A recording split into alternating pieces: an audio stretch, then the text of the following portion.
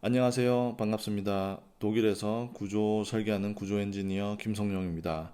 제가 비슷한 내용으로 독일에도 채널을 하나 하고 있거든요. 이제 거기에 들어온 질문인데, 이 친구가 한 질문이 뭐냐면, 빌딩이 있을 때 똑같은 단면적으로 전층이 되어 있다면 그 안에 기둥 철근이 들어갈 텐데, 이 기둥 주 철근이 서로 겹치지 않는가? 이 부분은 어떻게 해결하는가? 라고 질문을 했습니다.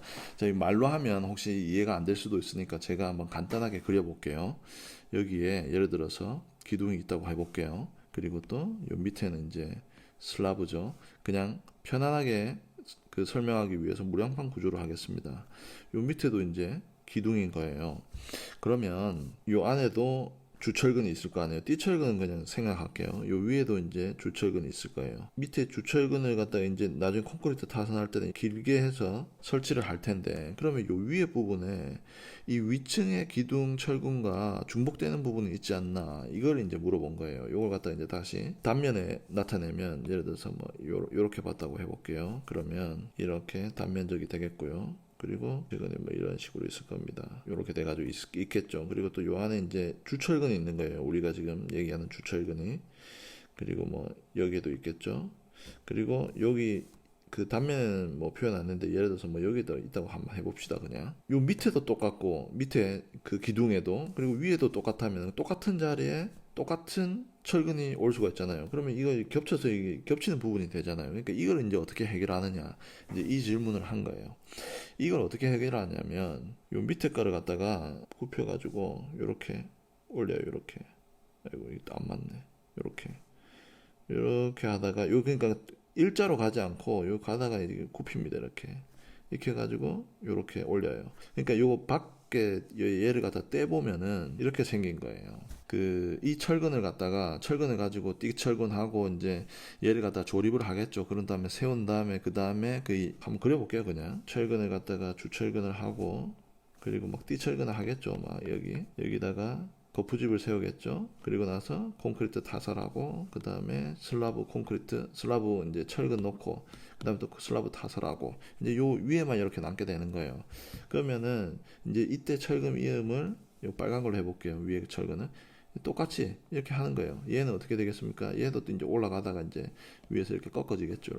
이렇게 꺾어져서 단면적에 있을 수 있는 중복을 이제 피하게 되는 겁니다. 이렇게 이제 해결을 합니다. 여기 옆에 보면은 제가 책에서 스크린샷을 한 거예요. 요 출처는 여기 있습니다. 비베안 낙 에제츠 바이 클라우스 베아라고 있는데, 여기에서 제가 좋은 예가 있어서 한번 들고 와봤습니다. 여기 이제 보시면 잘 아시게 되겠죠. 여기도 이제 똑같이 단면적 그려놨고요. 여기 이제 밑에 있는 기둥, 여기 위에 있는 기둥입니다. 그 위에서 이제 여기에서 이제 그 이음을 해주는 거죠. 이음을. 요 옆에 보이시죠? 이렇게 굽힙니다. 이 부분에 이렇게 쭉 가다가 이렇게 굽어졌죠? 이렇게 쭉 내려옵니다. 쭉 가다가 또 굽어지고, 이렇게 쭉 내려오고, 쭉 가다가 이렇게, 이건 쭉 가네요. 얘는 이제 위에서 겹치지 않는다 이거겠죠. 그래서 이제 이렇게 해서 이 중복을, 이 자리에서 중복을 피해 주는 거죠. 그리고 이거 단면을 보면은 어떤 방향으로 이 굽힘이 가는지 나와 있어요. 이렇게 화살표 보이시죠? 요거, 요거. 얘가 이제 그 굽힘의 방향을 표시해 주는 거예요. 그래서 이 위에 봤다고 치면, 그 이음이 있는 부분을 봤다고 치면, 예를 들어서 위에 있는 철근을 갖다 파란색이라고 했을 때, 얘를 갖다 이제 파란색으로 했을 때 어떻게 되냐면, 이제 파란색이 뭐 이렇게 있는 거죠. 이렇게 있고, 빨간색은 어디 있겠습니까? 밑에서 올라오는 그 철근은 여기 있는 거죠. 여기 있게 되는 겁니다. 그러니까 요렇게. 그래서 이제 얘의 중복을 피해주고 일반적인 이음으로 해줄 수가 있는 거죠. 제가 이걸 말씀드리면서 그 독일하고 한국하고 철근, 백은 도면의 차이점을 좀 설명하려고 한국에서는 그 철근 상세도라고 있죠. 그리고 뭐 그 구조 계산서에 보면은 거기에 뭐 철근 몇 개, 기둥에 몇 개 들어가고 뭐 이런 게 있습니다. 그래서 그거 나오고 이제 철근 상세도 있어가지고 그걸로 철근 배근을 하는 걸로 저는 알고 있어요. 근데 독일, 이게 이제 또 그리스랑 뭐 터키도 그렇다고 합니다. 제가 들어보니까. 근데 독일에서는 기둥 철근 배근을 하면 그 상세도랑 주근 몇 개 이렇게 나와 있는 게 아니라 이 도면에 모든 것을 다 그립니다.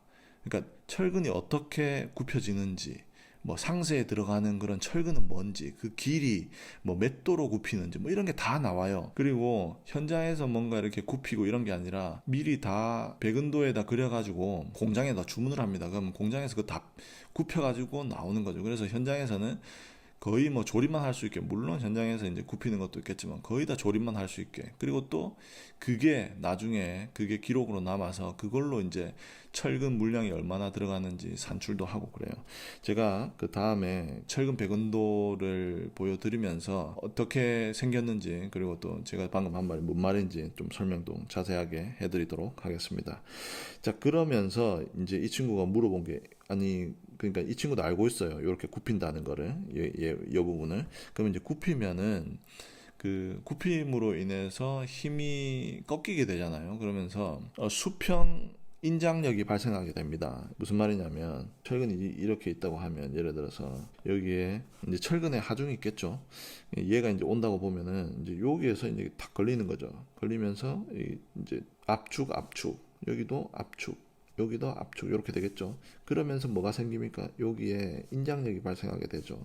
그럼 이 인장력을 어떻게 하냐, 이제 이것도 물어본 거예요, 이 친구가. 그래서 여기 보면은 이거는 이제 유로코드의 한 부분을 제가 발췌해 온 건데, 이거 유로코드입니다. 유로코드고 코멘티어테 파슨이라고 해요. 왜냐면 이거 출처를 또 적어줘야 되니까. 여기서 뭐라고 하느냐면, 이 굽히는 게 그 굽힘의 그 비율이 1대 12 이하면, 그러니까 1 나누기 12 이하면 그때는 특별히 뭐 이걸 갖다가 고려해주지 않아도 된다. 근데 이거 이상이면 요 옆에 이렇게 그 인장력을, 수평 인장력을 잡아줄 수 있는 철근을 배치해라, 이렇게 주고 있습니다. 그러니까 예를 들어서 뭐 이게 5cm 정도 된다. 그러면 이제 얘는 60cm가 돼야 된다는 거죠. 요렇게 되면 이 옆에다가 이거 특별히 뭐 수평 철근 안 줘도 된다, 뭐 이 말입니다. 예, 요렇게 그 질문에 대한 답을 한번 해 드렸고요. 이거 한 김에 잠깐 한번 말씀드릴게요. 제가 옛날에 되게 궁금한 게 있었는데, 이런 슬라브가 있고 여기 이제 기둥이 있잖아요. 기둥 얘기입니다. 기둥 철근 얘기인데, 잠깐만요. 이게 다시 그린 게 낫겠다. 이렇게 슬라브가 있고 요 밑에 슬라브가 있으면 여기 기둥이 있어요. 요 밑에도 당연히 기둥이 있겠죠. 그러진 않았지만 요 당연히 기둥이 있을 겁니다. 그리고 이 이제 주철근이 있겠죠. 주철근이 막 있고 요 위 요 가운데 이 그 전달 철근이 있어요. 근데 규정을 보면은 전단 철근의 이 가운데, 예를 들어서 가운데가 뭐 A라고 하면 요 그 끝부분은 무슨 뭐 2분의 A, A 나누기 2, 그러니까 2분의 A로 해야 된다, 뭐 하여튼 요걸 갖다 촘촘하게 해줘라라는 그런 조항이 있어요. 요 밑에도 그렇고. 그 당시에 제가 이게 이해가 안 되던 게, 아니 기둥이면은 그 버클링에 의해서 파괴가 되잖아요. 만약에 버클링에 의해서 뭐 다른 파괴도 있겠지만, 버클링에 의해서 파괴가 된다면은 얘가 이제 어떻게 됩니까? 뭐 이렇게 휠 거잖아요. 휘면은 이쪽에 있는 그 철근이, 수직 철근이 이제 그 하중을 많이 받게 되니까, 그러니까 전단 철근도 여기가 더 촘촘해야 되지 않냐. 사실은 요 담보보다는 전단 철근 여기다 더 촘촘하게 해줘야지 되는 건데, 이거 왜 이렇게 됐냐, 이제 이런 의문이 생기더라고요. 그래서 뭐 이렇게 저렇게 물어봤는데 아는 사람 잘 없더라고요. 그래서 이건 이제 제가 이 질문을 들고 있다가 나중에 이제 알게 됐는데, 이게 왜 그러는지, 왜 그러냐면 여기에는 이 담부에 그 전단 철근을 많이 넣어주는 거는, 얘가 이제 D region이라고 하나요? 그 disturbed D 지역이라고 할게요. 그냥 D 지역이라서 그렇습니다. 무슨 말이냐면 여기에 이제 그 베르누이 정리가 적용이 안 되고, 여기에는 그 변형률이나 이런 것들이 이제 선형이 아니란 말이죠. 왜냐하면 이제 여기에서 하중이 직접 들어오니까. 그리고 여기에서 이제 그 단면적도 바뀌게 되고 하중도 집중 하중이라서 이제 그렇게 되는 거죠. 그래서 여기에서는 그 응력 전달이 불규칙하게 됩니다. 그래서 여기에 이제 더 많은 철근을 두게 되는 거죠. 그때 당시에는 그냥 기둥만 생각했는데 나중에 알고 보니까 이렇더라고요. 그래서 뭐 저같이 스스로 질문 한번 해보셨던 분들 위해서 제가 아는 거 그냥 말씀드려봤습니다. 다음 영상에서도 또 다른 내용으로 찾아뵙도록 하겠습니다. 감사합니다.